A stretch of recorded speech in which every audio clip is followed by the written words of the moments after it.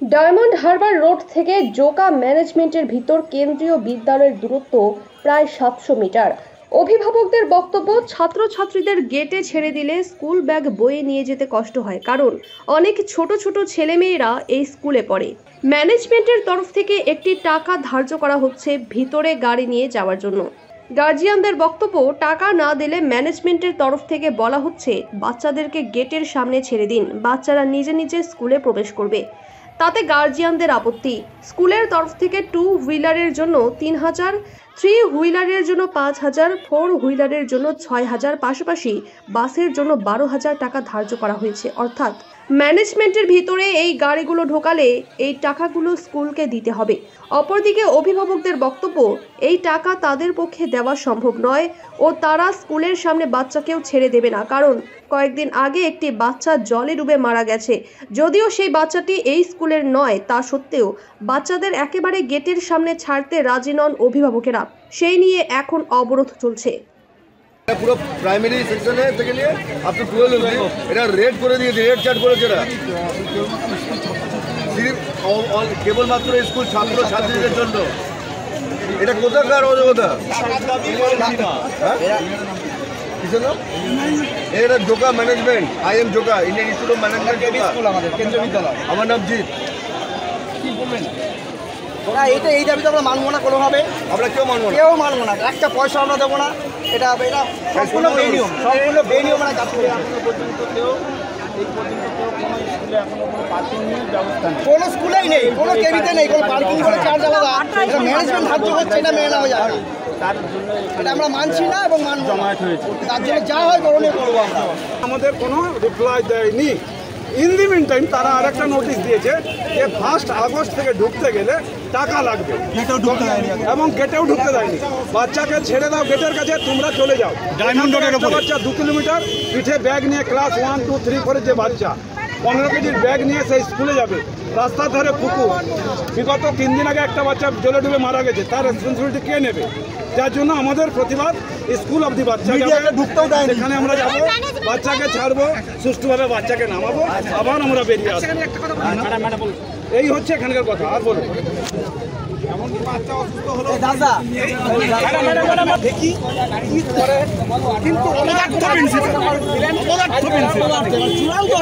পরিষ্কার হয়ে আছে। আমাদের বাচ্চা ম্যানেজমেন্টের কাছ থেকে টাকা খেয়ে বসে আছে 100%।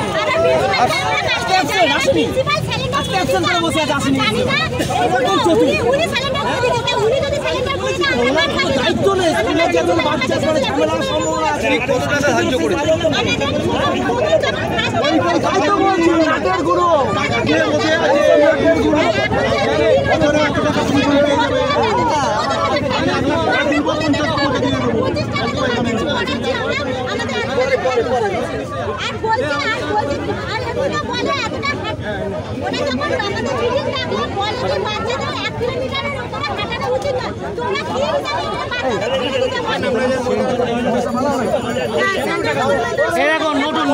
নোটিশ দেখুন।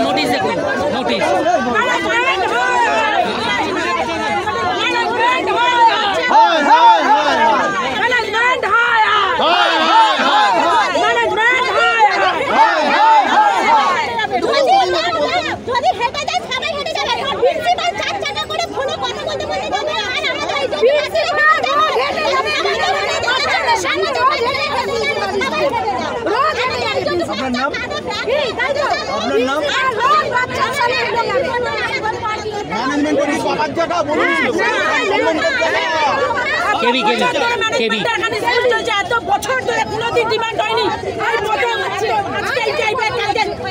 এই প্রথম বছর থেকে চালু হয়েছে। আজকে এই মাসে এই অ্যারেঞ্জমেন্ট, আবার প্রত্যেক বছর এই চালু করে যাচ্ছে। বছর ধরে ওখানে বাচ্চাগুলো হেঁটে একদিন আপনারা হেঁটে যান, গিয়ে দেখুন বাচ্চারা কত দূর, এই বৃষ্টি বাদলে বাচ্চারা পুরো হেঁটে যাচ্ছে। একদিন আপনারা 1 to 12 পর্যন্ত বাচ্চারা আছে এখানে। প্রত্যেকটা বাচ্চারা বৃষ্টিতে ভিজে ঝড় বৃষ্টি মাথায় নিয়ে যায়। স্কুলের ম্যানেজমেন্টের যারা আছে, অ্যাম্বুলেন্সে যাওয়ার ব্যবস্থা করে দিন একটু। একটা বাচ্চা ডুবে মরে যায়, দায়িত্ব নেবে?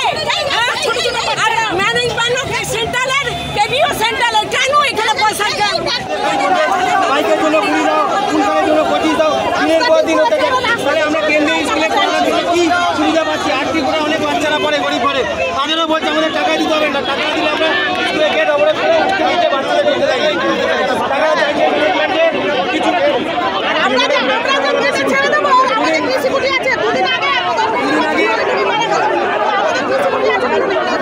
দুদিন আগে স্যার একটা বাচ্চা ডুবে মারা গেল, একটা বাচ্চা মারা গেল। ম্যানেজমেন্ট বলছে যাদেরও বাচ্চা এখান থেকে ছেড়ে দাও, তাহলে ম্যানেজমেন্ট কি করে বলে একটা বাচ্চা সঙ্গে ডুবে মারা গেছে, আমাদের বাচ্চা যদি কিছু হয় সেটা রেসপন্স নেবে। নামটাকে এটা হচ্ছে ম্যানেজমেন্ট, কেন্দ্রীয় বিদ্যালয়।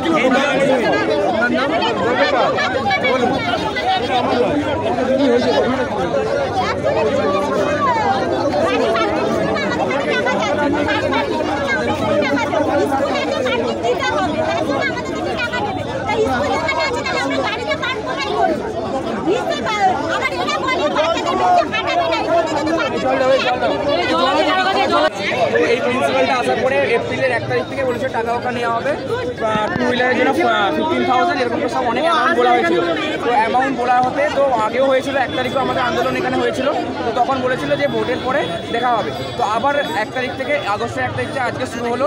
তো এবার প্রিন্সিপালও আসছে না, স্কুল থেকে কোনো অ্যাকশন নেওয়া হচ্ছে না। তো এবার এখানে যা হচ্ছে, আগে দুদিন আগে তো স্কুলের ম্যানেজমেন্টের ক্যাম্পাসে বাচ্চা মারা গেছে।